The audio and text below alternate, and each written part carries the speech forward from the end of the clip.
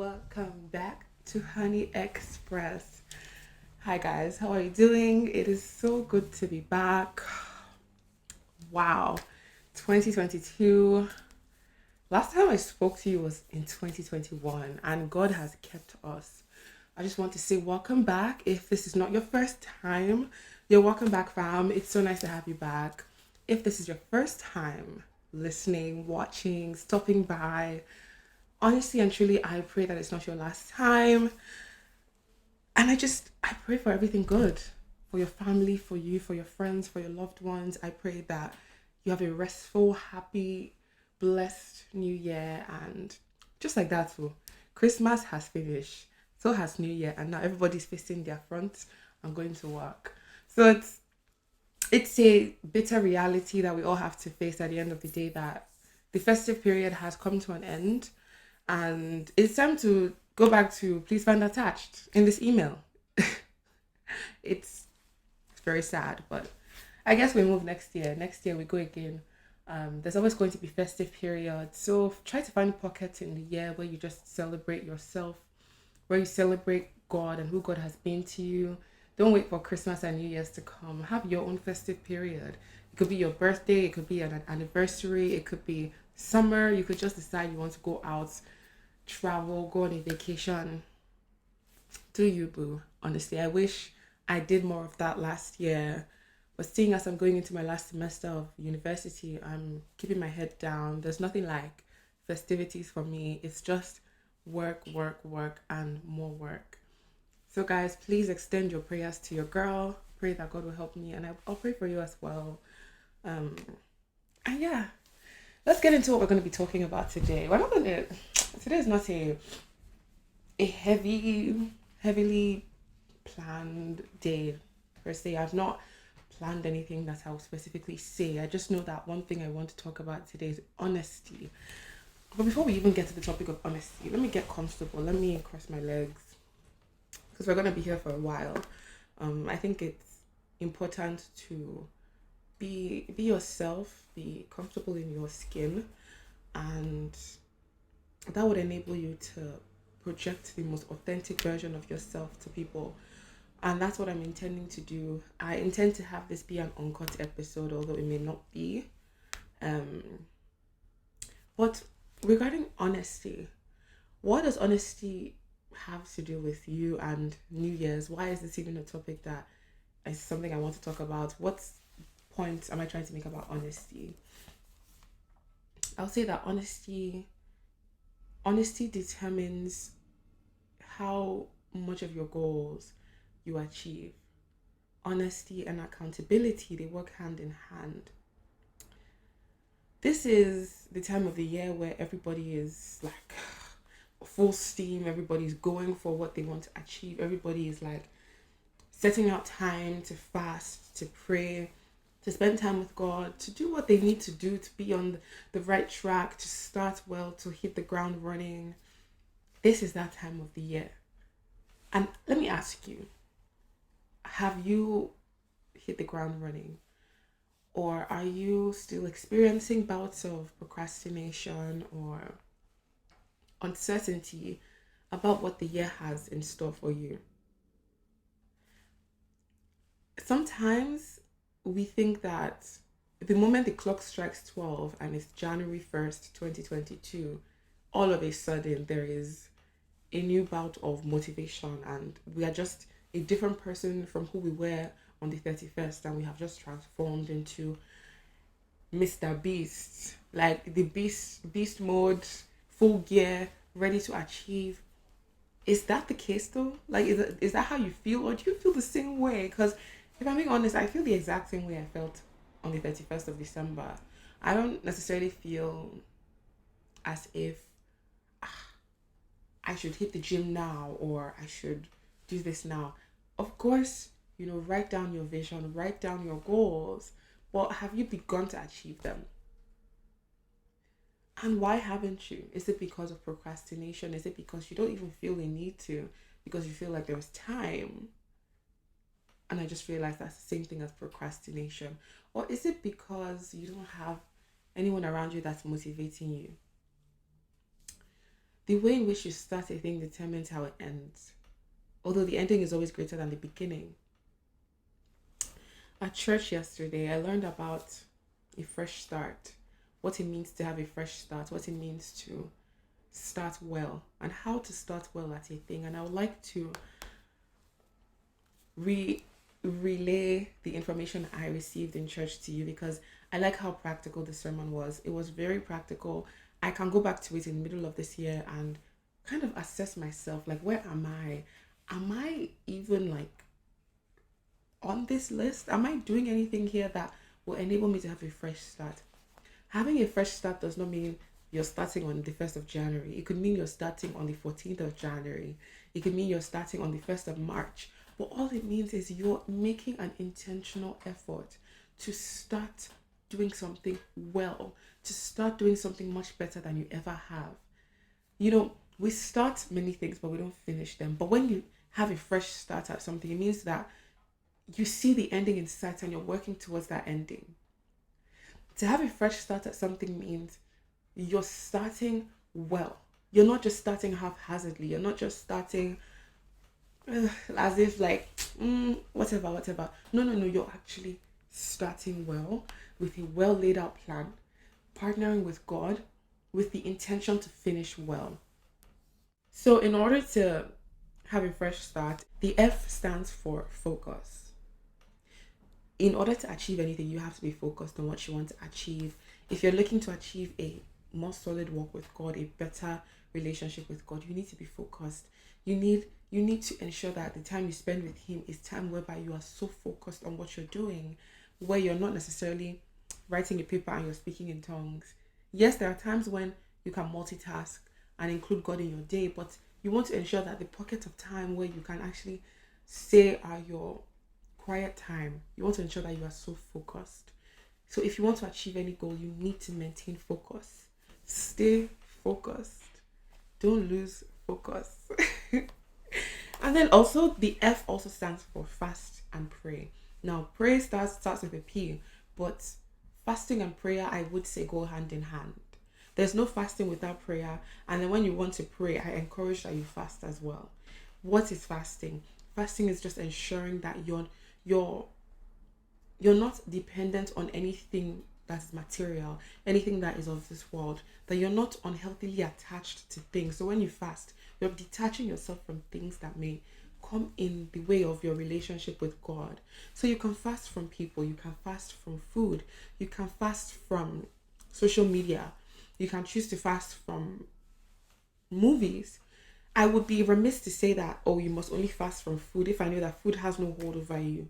If I know that what has a hold over you is movies and shows, what benefit is it if you're only fasting from food? You need to take that extra step to cut out movies and shows. So fast and pray. It's so important. I can't overemphasize how how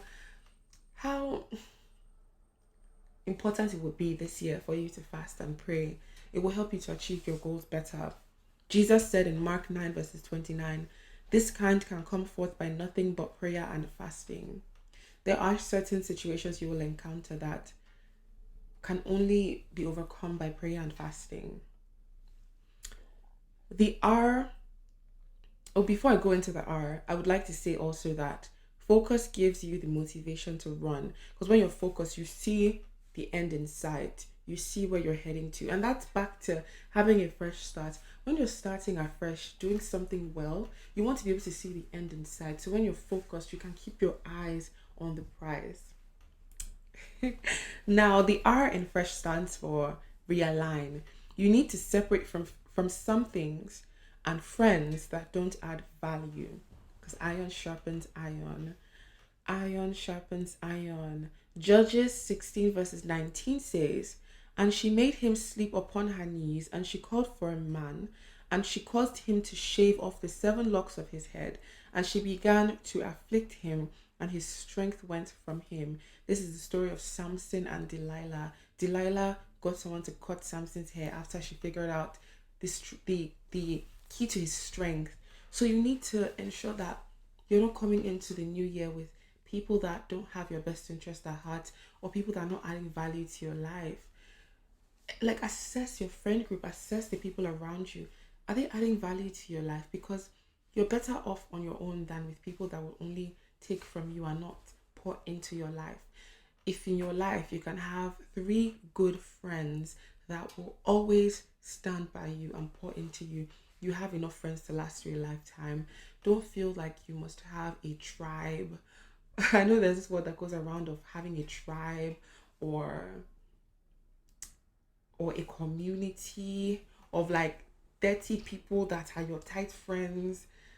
There is a place for that, but there is a friend who sticks closer than a brother. There is a person that God has destined to propel you into purpose. It's not going to be 30 people. Even Jesus had multitudes following him, but he had three people that were closest to him. In the same way, even if you're plugged into a community or a tribe per se, even if you're plugged into like a group of friends, identify those people that will propel you into destiny and hold on to them. Hold on to them. So realign yourself. Sometimes through partnerships, commitments, in 2021, I know I took up certain commitments that maybe God didn't even want me to take on. I said yes to things that I didn't need to say yes to, because frankly, they would only misalign me. They would only veer me off of the path that God has for me. So ensure that you identify the things you've said yes to, or things you will say yes to, and ensure that it's what God wants you to do, so that you are in line with his will for you. I have had certain offers, and it's just the third day of this year to be a part of this or be a part of this. I thank God for them, but what I've said is I will pray about it. Because when you say you'll pray about it, you're leaving room for God to say yes or no to this commitment, so that you're not having a repeat of 2021 whereby you just veered off of the path completely, or maybe you lost sight of the goal, you lost sight of where he wanted you to go. So realign yourself. Take stock of the ministries, organizations you're part of. Take stock of every single thing and ask God, is this what you want me to be a part of this year? And take action based off of that. The E stands for the extra mile. Do more than the ordinary and you will get extraordinary results. So Matthew 25 verse 3 to 4 says, this is the story of the virgins with the oil in their lamps. When you get a chance to, I encourage you to read it. It says, they that were foolish took their lamps and took no oil with them, but the wise took oil in their vessels with their lamps. So this is about preparedness. This is about going the extra mile. Ensure that you have all that you need and go the extra mile. Pack resources. Take extra with you. Because what happened was the some virgins were waiting for the bridegroom to come. This is just a story. They were waiting for the bridegroom to come, and they realized they didn't have enough oil in their lamps to keep it burning, to give them light, to identify him when he comes. And so they went to get more oil, and the moment they went, that's when the bridegroom came, and they actually missed his coming. So ensure that you're going the extra mile to make sure you have all that you need. Is it enough sleep?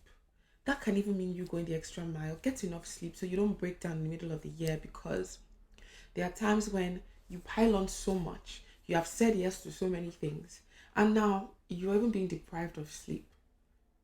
You're being deprived of sleep, and it gets to a point where you just break down completely because you can't take it anymore. But going the extra mile can also mean depending more on the people around you as resources, not being a perfectionist, allowing people to help you. Go the extra mile this year. If you were studying for 2 hours before, increase it to four. I know, because this is my last semester in university, I'm going to have to go the extra mile with school. Going the extra mile can also mean cutting down the hours you dedicate to other things in order to dedicate it more to something that really defines your year. Like my schooling, I would have to cut down on many things in order to make sure I'm putting in as much time as I can in school. Go the extra mile. Don't do what you did in 2021 and expect a different result. It doesn't make a difference. It doesn't work that way, rather. Um, it's like you saying, okay, yeah, this is my last year of school. So I'm going to fast and pray. I'm going to shadada. But you're not even adding more time in your study time, and you expect to get an A. Like, how does that work? I'm sorry. God It will not impart the knowledge into your head if you don't open your textbook. If all the studying that you studied last year got you C pluses, B minuses, you need to add in more time, or else you still get the same result. Unless there's that one-off class that for some reason is so easy, that's an easy A. Those are one-off things. But if you want consistent results, you have to be willing to put in the work. The S in fresh stands for as it starts for. The S in fresh start. It's been a very, very long day and I've been talking for a while. But the S in fresh stands for supplication.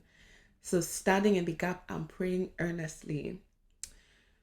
And this should not be motivated by circumstances and situations. Your prayer, your supplication life should not be motivated by, okay, I'm about to eat. Father Lord, bless this food, bless the hands that made this food. I pray that it will nourish me. It should not be motivated by when you're about to sleep. Father, I pray against wickedness of the night. I pray against witches and wizards that as I sleep, I will sleep soundly.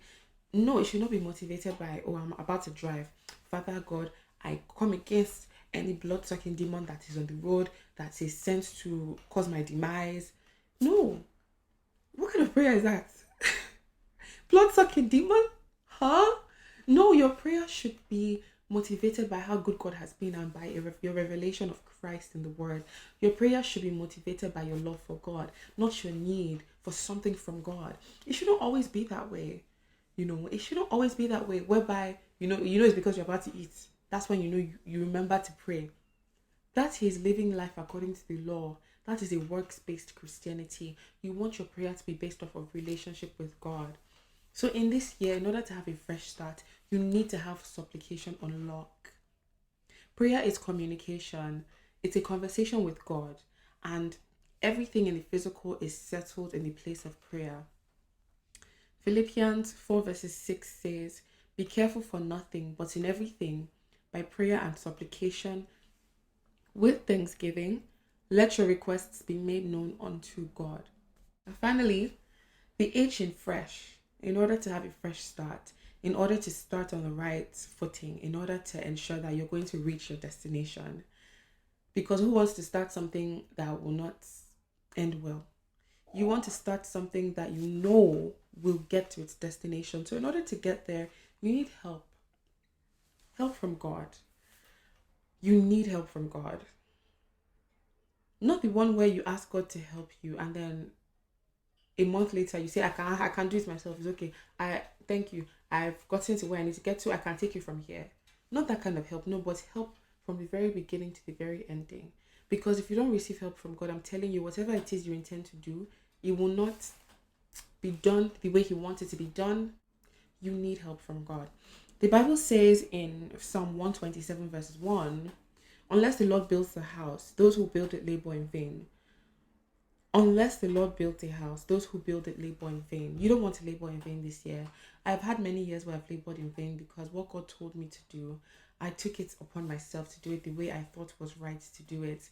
I didn't consult Him to ask Him, am I even doing the right thing? Is this even pleasing you? I just heard the word and I just ran with it. You don't want to just hear something and run with it just because you think, oh, it must be this way, right? Like if God tells you, I want you to start a business. You didn't ask Him what type of business, so you just thought, oh, because in my heart I want to start a hair business. Let me start it. You didn't ask Him, is it a hair business? Is it a car business? Is it makeup? You just assumed. No. You need help from God. You need God to spell it out to you. Wait until He tells you what He wants you to do, how He wants you to do it, and you will see Him move on your behalf. Where there's vision, there's provision. Allow Him to provide for you. The word literally says provision is for vision. Provision is for vision. Where there's vision, there's provision. So ask God for help this year, and you'll see the ending of this year. You see the testimonies that you have to share because you have realized that in and of yourself, you can only do so much, but that's where His strength comes in. So allow Him to help you. Receive help from Him and watch what God will do in and through your life. And so as we still are in the first week of this year, I want you to think about it. In all your planning for this year, have you included ensuring that you have focus, ensuring that you fast and pray? Have you included a plan for your year of how you will fast and pray? Some people take out a day of the week and say, this day of the week I'm fasting. I know for some other churches they're fasting for 50 days. Some people have just decided to set aside a plan for fasting and prayer, and you need that as well. I know for a fact what I want to do is at least take out one day of the week just to fast. Well, it won't take anything from me to just say, let me just fast, just to ensure that there's nothing that's becoming an idol in my heart, to ensure that I am maintaining focus, I'm realigning to God's will in any way I may have veered off of His will for my life. You want to ensure that in your planning for this year, you have a plan to realign. You have a plan to go the extra mile. You have a plan for supplication, and you have a plan to receive help from God. And extending that help from God, also receive help from others. I know that I'm a person that sometimes I feel like I can do everything by myself, because I feel like no one will do it the way I have in mind to do it. I feel like nobody else can do it how I would do it. In itself, that is a prideful thought. So be willing to let other people help you. Be willing to trust others to execute your vision, or the vision God has given you, in a way that is pleasing unto God. Because if they are also leaning on God for help, it means that God will help them to execute. So I really pray that these help you in one way or the other. If you've not gotten started on your goals, know that you're not a failure. If you're still procrastinating, know that you're not a failure. Know that God is still on the throne, and God is going to help you. You just need to ask Him to help you. It's not going to just descend upon you one day where you just realize, oh my God, I need to get started on my goals this year. No, you have to take baby steps. Start by praying. Start by inviting God into your space and give Him full reign. Tell Him that He's able to move things, shake things, do anything He wants to do, as long as it's going to help you chase after what He has given you. And I pray that God helps you all. Thank you all for coming to my TED Talk. And I pray that this helped you. And I pray for a fresh start, a fresh perspective. I pray for a renewal of your mind. And I pray that God gives you the ability to see the vision that He has given you without scales in your eyes, but clearly. In Jesus' name. Have a wonderful day. And I love you. Bye, guys. Thank you for listening.